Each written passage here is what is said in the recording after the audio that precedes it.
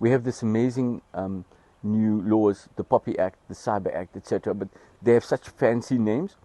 But they're amounting to pretty much nothing right now because nobody's really challenged them in any material way. So when you talk about the POPI Act, I mean, this little guy that worked for me, and I didn't have much interaction with him, but to the extent that he downloaded information. Here's my mother's death certificate. What would you want to do with that? My children's birth certificate. My children's application to go on holiday with the visa in the UK. And supplying it to the rest of the world. Now, no one can tell me sitting there that you're happy that someone has a copy of your bank statement or your blood results or your mother's death certificate, as I mentioned. What is the purpose of all of that? And who's protecting us against that?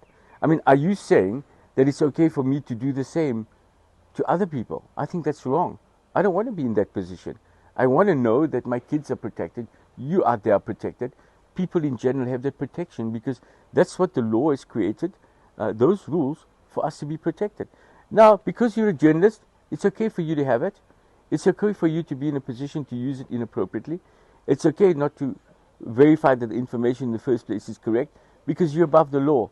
I think people like Sam and one or two other people who I'll get into as we go along are very disappointing for the journalists because journalists are not all the same. There are fantastic journalists out there and I've met so many of them and in recent time even more.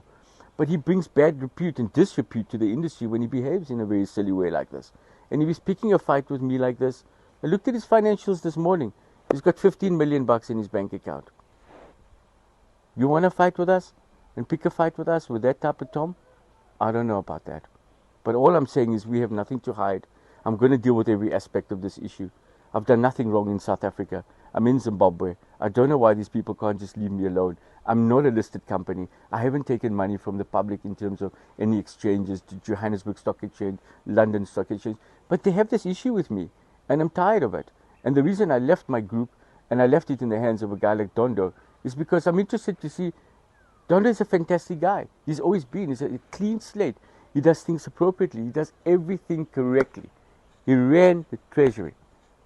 And now what are they going to say? Because he's with Moti, he's the worst thing ever? I'm going to see that. Watch this space. Watch what these guys write. Anyway.